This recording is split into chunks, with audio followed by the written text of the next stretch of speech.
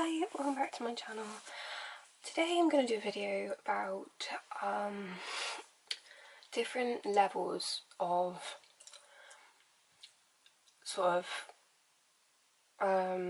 vibration, what they are called. In editing this I'll probably put a picture next to me of what the actual picture I'm reading off looks like, because it would be tricky to hold it up next to me and it'd just be a lot easier to see if I did that.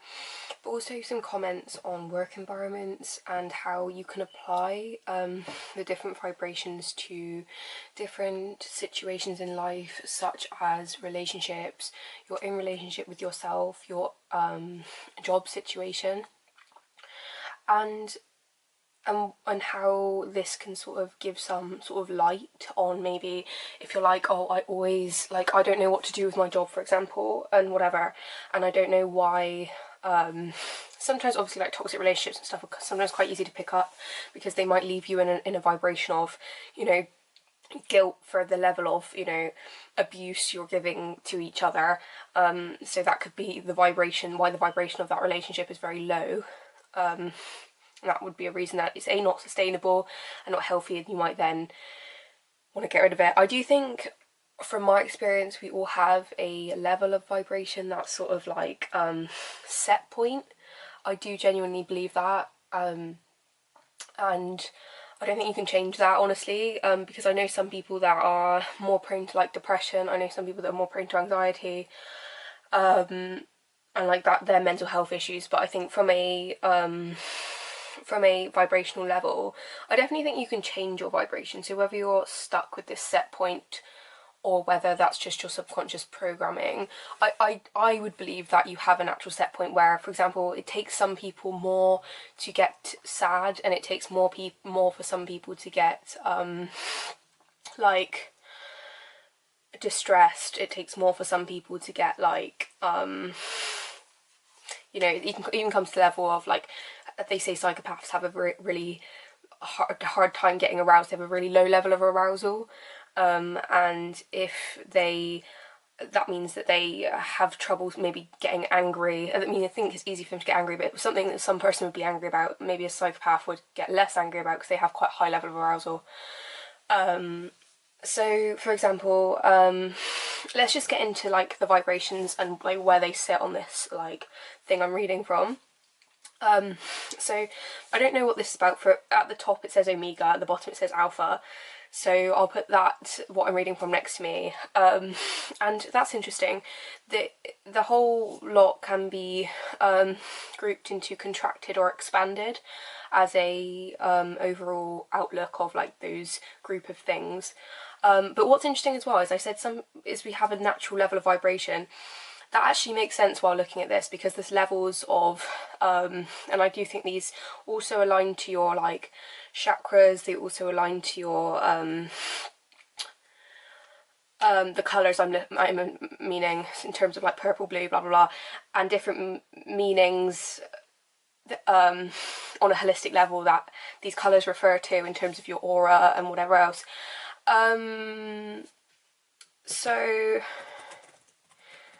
So basically, but the green in the centre is representing neutrality, so that could be the set point that I'm referring to. Yeah, so that confirms the idea that if you do feel that you're naturally sad, that's not what I'm saying. I'm saying we all have a level of neutrality.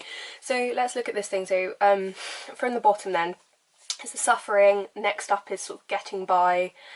What's interesting to me is the yellow colour, which is lower down, is actually represented as happiness in chakra colours and aura colours. So I'm intrigued that that is quite low down and it's aligned with things that... Oh, right. I'm confused because it... Let's just read through them. So say getting by is the next one, flow is the next one, and pure Teo. I've done a whole video on Teoism. And Teoism basically means going with the flow. And then above that is ultimate consciousness. So lower down, you've got things like shame, guilt, apathy, so lack of empathy and unable to empathise and have apathy with someone, fear, grief, desire. Interestingly, that desire is actually a lower vibration than anger. But one thing that I will say is I've found that just because you have a low vibration or like a calm vibration, it doesn't necessarily mean that you are sad. And that's why people that vibrate in lower vibrations, because I do think people do vibrate at different frequencies, also depending on your personality and what you're naturally made like.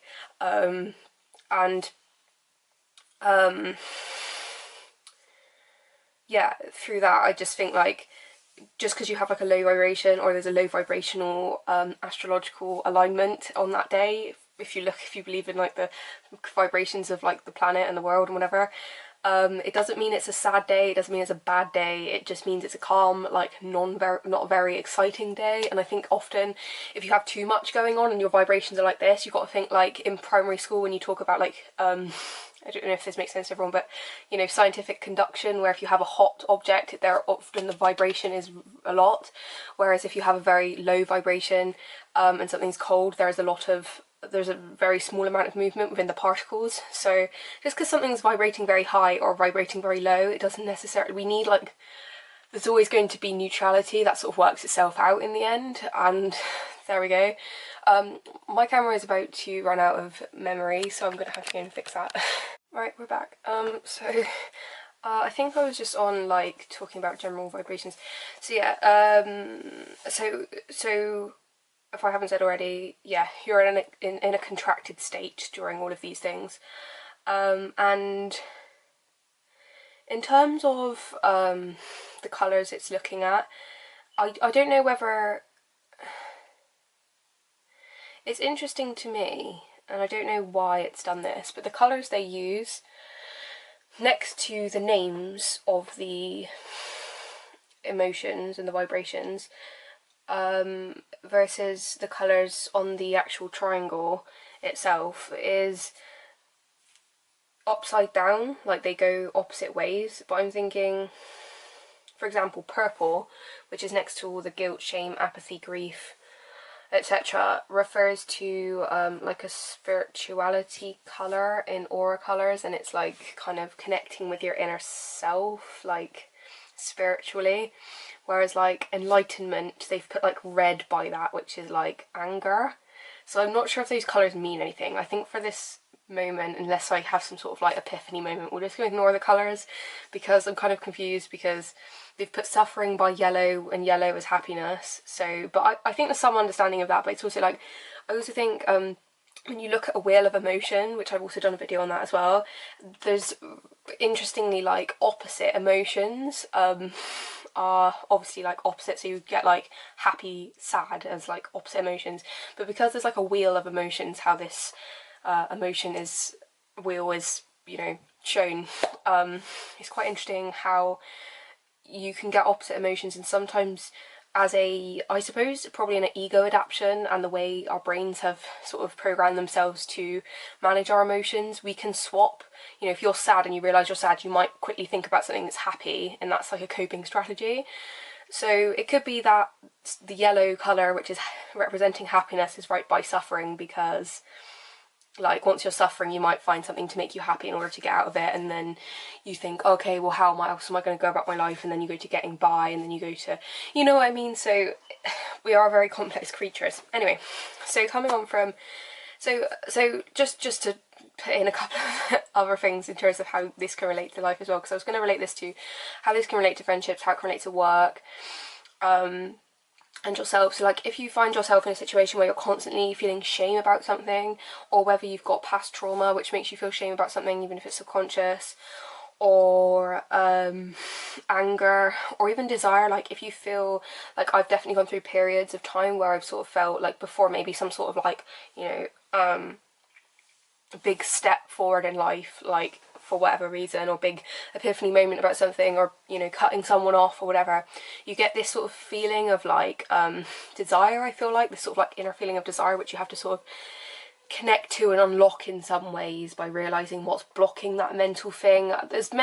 People work in so different ways, so I'm not going to go through what worked for me, but I feel like that's still a contracted state. If you're in a sense of anger, I think it stops with pride, is that right?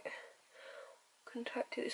It's not really clear, to be honest, where exactly you stop being contracted and start being expanded on this diagram. Let me see if I can find it elsewhere.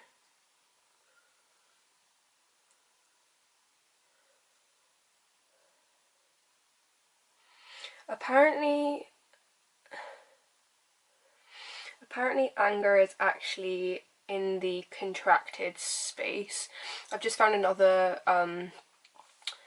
one which I might put up now, another image, which basically puts it a bit more clearly in that you can see all the quote-unquote downward spiral and upward spiral ways of going about things. I don't like to look at emotions like that because we don't really work in that linear way as human beings.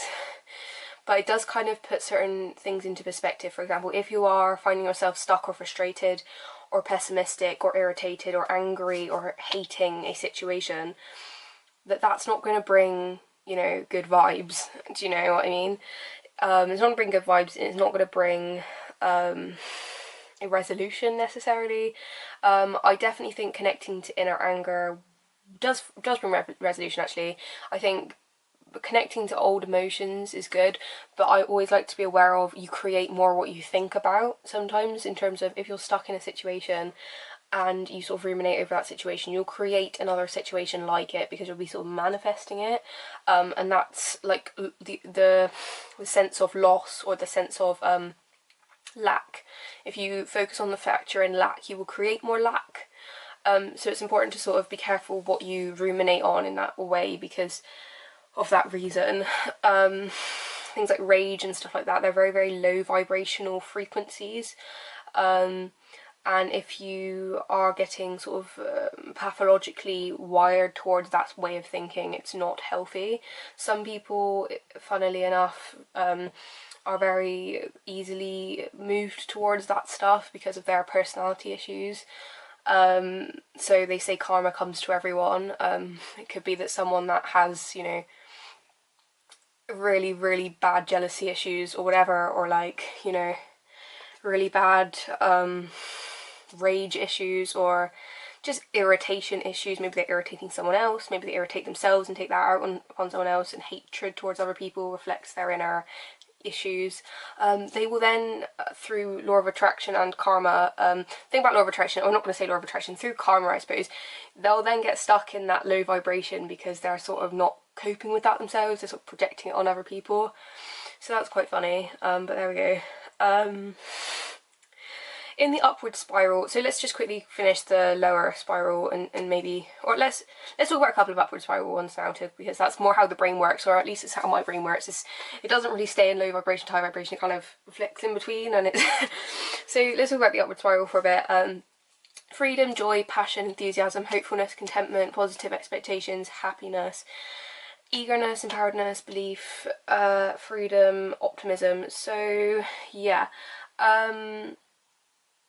so I think it's also important to keep in mind, especially in a work situation, I think friendships, especially personal relationships, friendships, especially family members, if you talk to them or not, it could be that you don't talk to them. I think that's completely natural. If you don't have a solid level of their family, you can't choose your family at the end of the day. That's personal preference to you. But in terms of friendship and the people you choose to keep in your life, broken friendships aside, you do tend to have that level of space, I think, for someone, hopefully if it's a healthy relationship, that they won't always be enthusiastic. If you want someone to always be enthusiastic, I would question why. We all want different things in relationships. If you have narcissistic tendencies, you might really expect that enthusiasm in a friendship and only expect good vibes from them. Unfortunately, I doubt that relationship or friendship would last, because that will not happen, and once they see that, they will be frustrated and return back to their low level of vibration of projecting to others. So anyway, if you're unable to hold space for other people, that will be the case.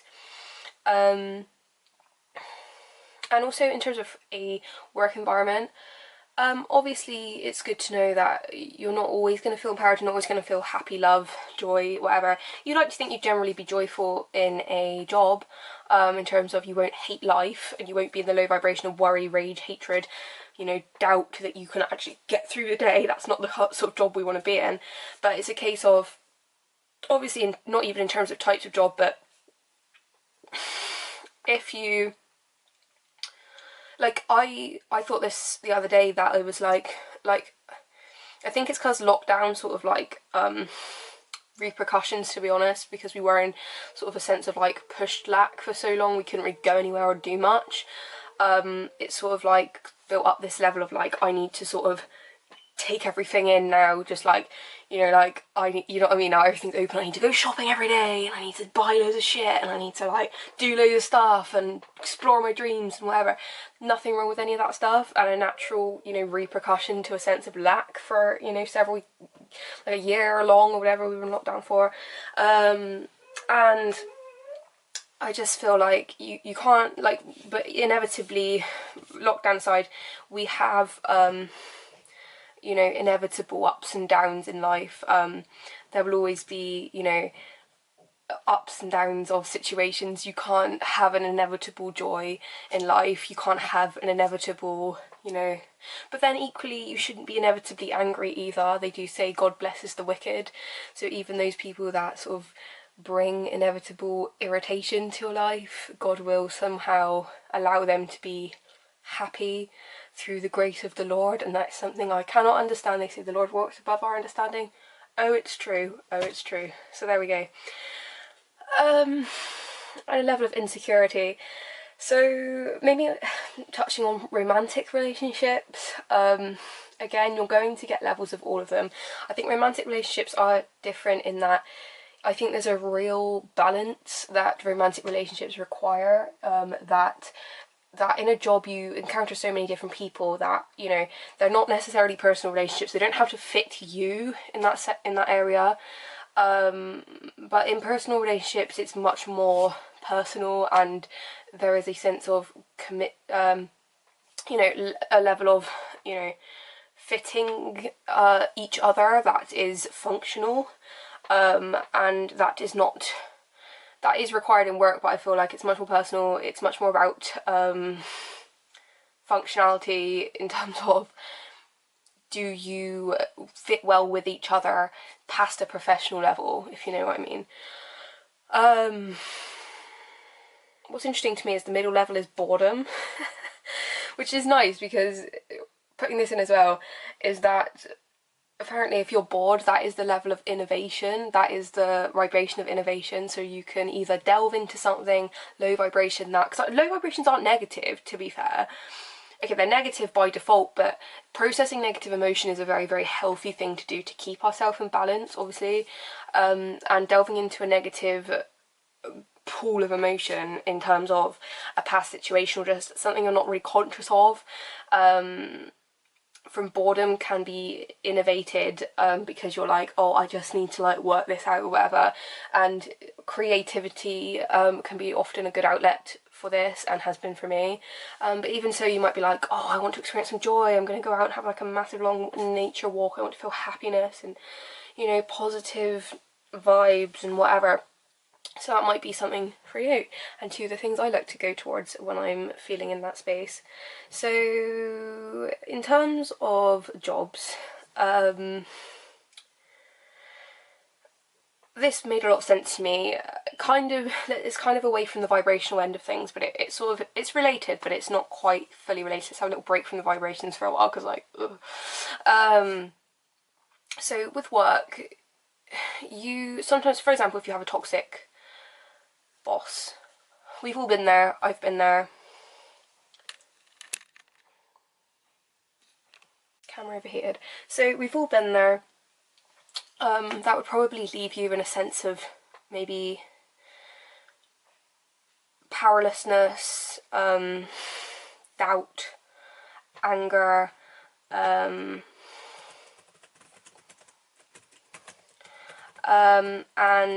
just insecurity, maybe frustration, that sort of thing. So that's all low level stuff, but it's because obviously they're acting for such a low vibration, they project that or try to evoke that in someone else because they are of that vibration themselves.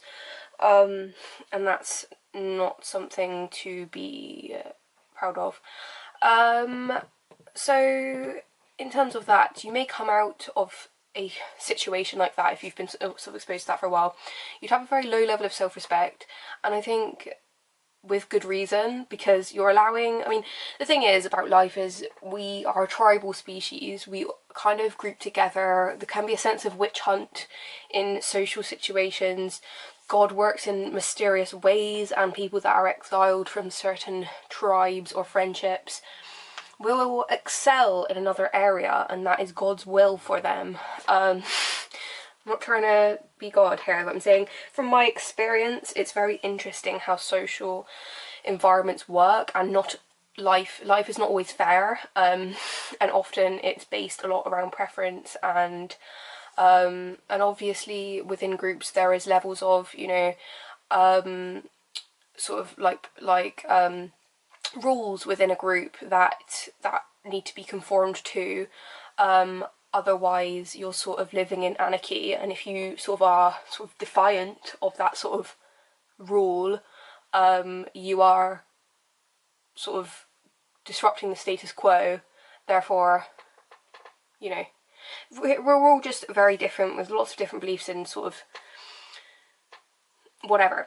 So my point for this is that if you have low self-respect from a job that you are being degraded in, that is the reason. The thing is, when you go into a work environment, and often is the case, like you can be very well because it's a professional environment, you sort of go into it thinking like you kind of feel safe, as you should. That's why there's standards and laws that can be broken, in terms of, you know, things like that. No one should be hitting you. You should be safe from any sort of, you know, real like neglect or abuse in that sense. But at the same time, it doesn't mean like a lot of things are underhanded, and it just makes me feel much more of a sense of understanding for myself when I was in a place of, you know, low self-respect, because at the end of the day you're allowing someone who's corrupt and sort of weak in that way, and sort of because they're weak, they're projecting that weakness onto you.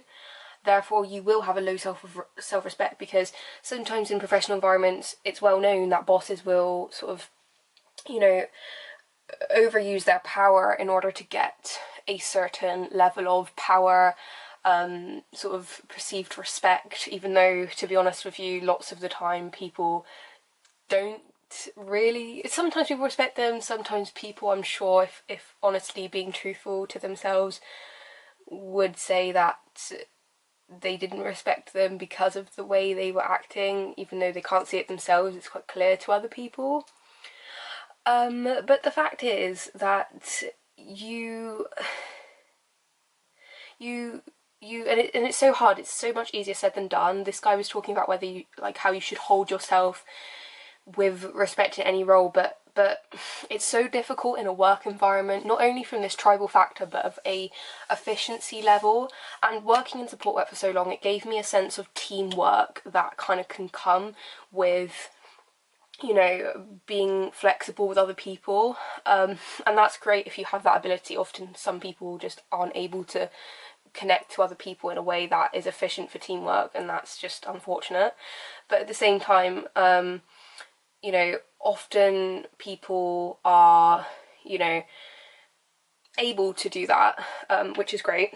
And from that sense, in work, you kind of can feel, especially if you're empathic and maybe less arrogant and more in tune with other people, that you are actually able to sort of interact with other people in a way that you kind of want that level of, you know, the team to sort of work in a functional level. You kind of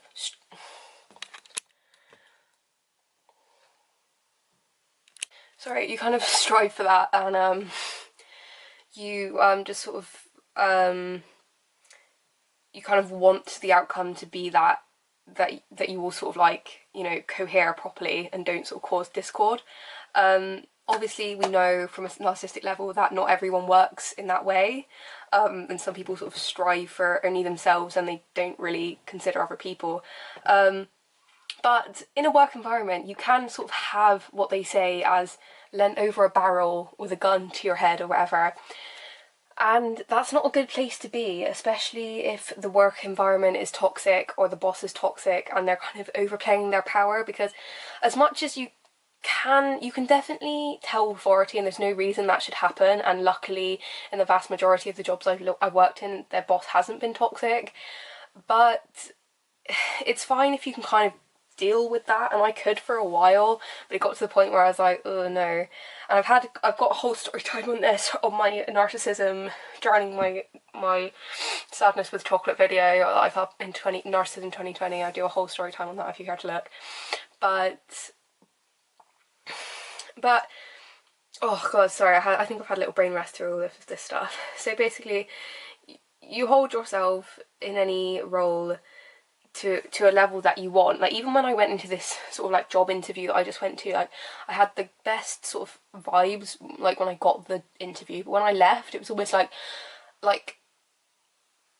not when I left, but when I sort of got thinking about it, it was almost like I'm gonna be sort of like roped into another group environment where I have to deal with people with personality issues again. Like, not necessarily because I don't know the people, but it's a sense of like there's always that fear, and it's just a case of like you will be protected to an extent by the professionalism in a job, but there's always going to be people that are toxic that sort of get around it, and it just sucks when your boss is that person.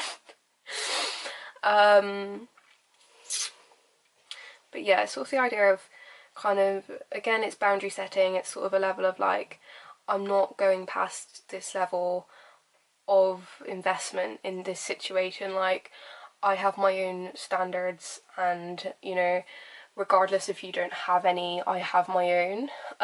So that's kind of where I like to put that sort of influence, and that can be carried into any situation, sort of jobs, friendships, relationships, anything, especially romantic relationships is a great place to be, especially if you had a toxic relationship. That's a great teacher for this sort of stuff in my experience, what you will not tolerate.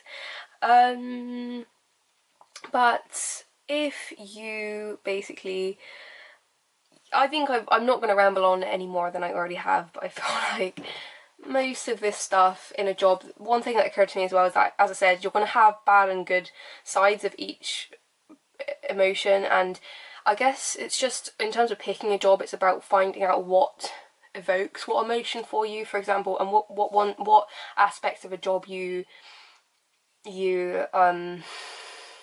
want. Same goes for relationships, same goes to friendships. You might really value, like for me, because my love language is affirmation, I really value a job that, you know, I don't know, I don't think you can get affirmation. Love language is not to do with the job, but I feel like sitting in a desk all day not moving is not something that I aspire to do, and lots of other jobs I'm kind of flexible at having. But I've got 1% left, so I'm going to go. But thank you for listening, and have a good day.